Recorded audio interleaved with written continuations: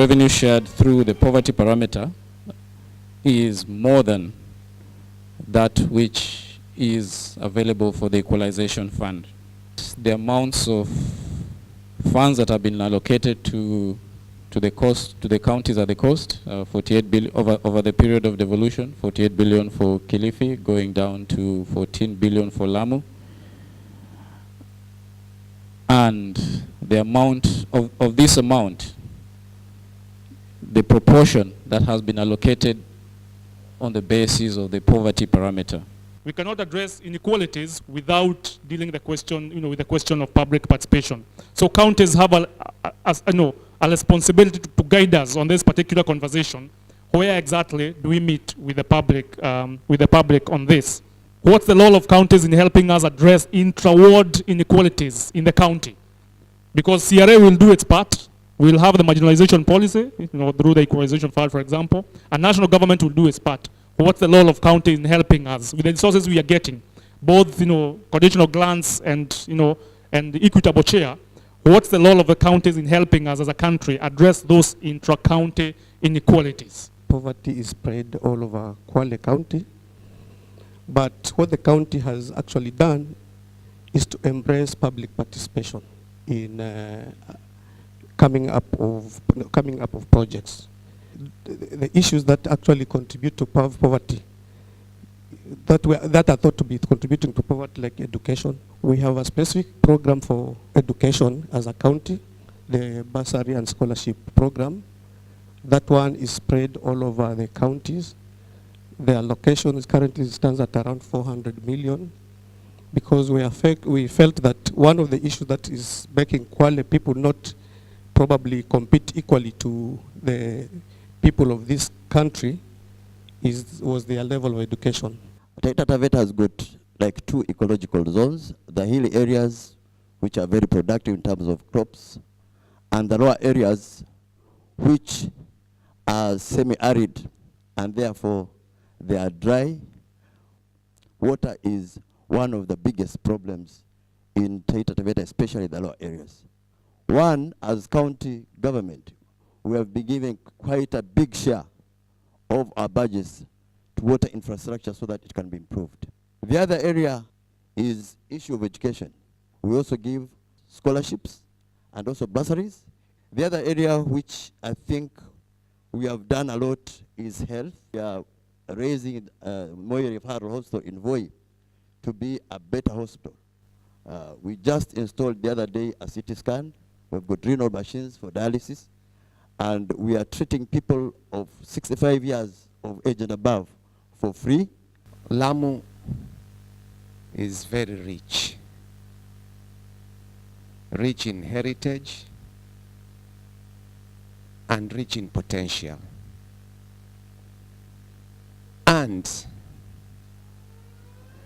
this wealth is concentrated in about one place. The Lamu all of you know. The Lamu which you come and see very impressive and big buildings. And that's where the problems start. Now, where does our poverty come from?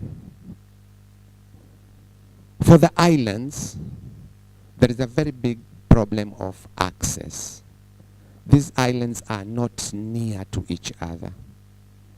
And when CRA comes to Lamu, they don't consider sea travel as part of a distance to reach those people in those islands.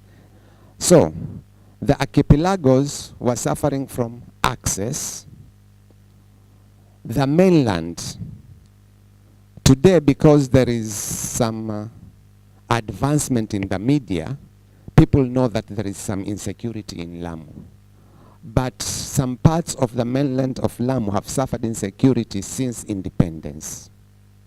Since independence, the shifter manners, if you have heard of it, and then bandits. So these areas have been marginalized because of those 2 big problems. What are we doing? For water, we are now trying to send tapped water to each household in Lamu East. We are starting with Lamu East, where the problem is the biggest and the work needed to solve the problem is small. For health, we are introducing the NHIF scheme. We are incorporating 2,000 families or households into the NHIF schemes, where we will be paying about 6,000 per family per year. And on education, we are slowly increasing the number or the amount of bursary. Last financial year, we had allocated 60 million. This financial year, we have gone to 100, and we hope to go to 150 the next financial year. Problems we are facing in Kisumu County is that Kisumu is a city and a county that has farmers at the same time. The poverty that comes in Kisumu is basically about disorder. And as the population grows, the land becomes smaller. And so everybody wants to become a farmer with 2 acres, 1 acre, half an acre, like that. Another thing is security, because it is a city. Security becomes a problem and it makes people fear to invest. Oh, you said about the input of education. Let's just guess that we have 200 people with degrees from India. Now they are here and they are sitting idle. And we are in the 6th year.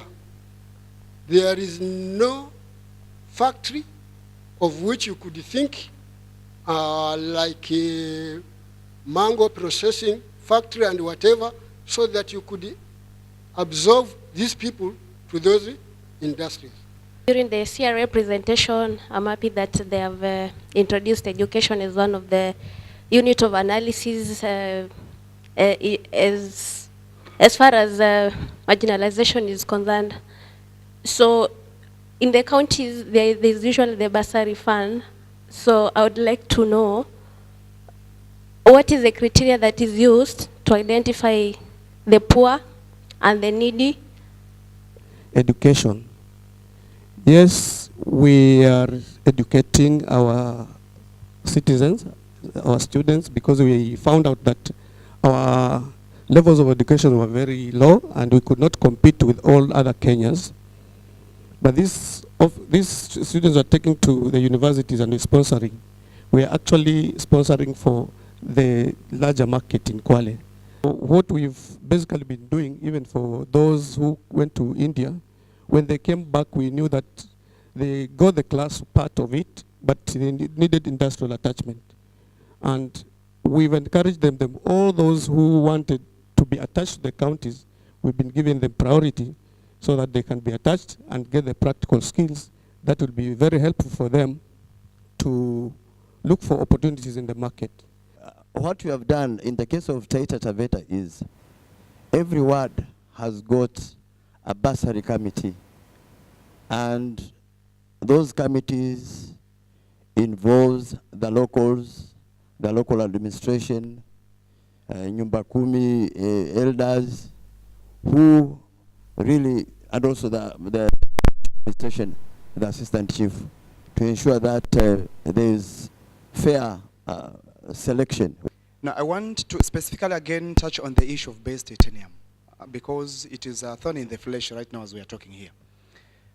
My question is, we are fully aware of what the Constitution has spelled on the same issue, that whatever is being taken from the base titanium, 70% goes to the national government, 20% goes to the county government, 10% is supposed to be taken or enjoyed by the people around. That is not per me, Matata. It is as per the Kenyan Constitution. My question is, when shall be the 10% be seen by the Kwale citizen or the Kwale people? Both the new Mining Act and also even the Wildlife Act. You know, Savo West and Savo East takes about 62% of the land. And this question we have been postering it with the national government. The truth of the matter is royalties have not started to be paid to the counties.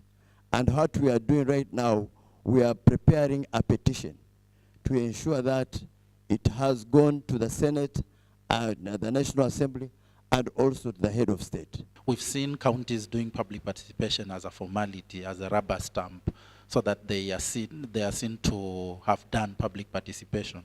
So do these marginalized or the poor areas, do the people understand what they're supposed to propose, or you just come with your document that has projects and you say this is what will be done, and then you expect people to just give their views? And then when we are allocating our finances, for example, at the county level, are we using the formula for revenue allocation that CRA gives out, or we just allocate from nowhere? In the budget making process, you know all budgets come from the CIDP, which is a very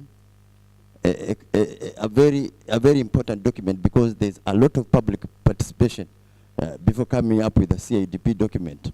And therefore the budgets come from the people.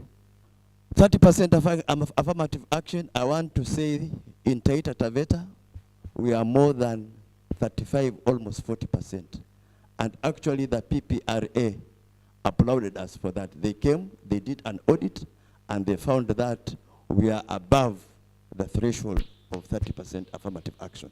We are doing public participation because we believe in people-driven development. We are not doing public participation just to meet some conditionalities for the budget.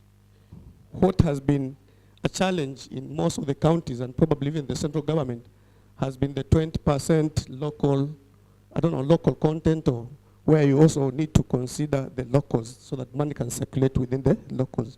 I'd like to commend all of you for the work that you're doing, specifically Taita Taveta County, on the issues of elderly and persons with disabilities. I wanted to know, probably in numbers, how many households are we targeting on issues of health, NHIF specifically? And for everybody else, the other counties, what are you doing on the same issues of special interest groups, specifically persons with disabilities, elderly, minorities and marginalized, and children, for instance? Regarding the breakdown towards health issues, the elderly are about 17,000. People with disabilities, I don't have the figure, but I'm sure if you can give me time, I can ask the social services, they can give me the figures. They have the figures. In Kisumu County, we have a bill in the assembly to come up with a law for running the village council policy so that it is anchored in law. So these are the people who are going to decide on what kind of development and what kind of bursary and what kind of implementations and which priority is given to where. So it is not only said that when this governor comes in, he decides or she decides what to do. This is going to be anchored in law, and so people with disability will say no or yes if they do not accept or when they accept a project or a program from the government.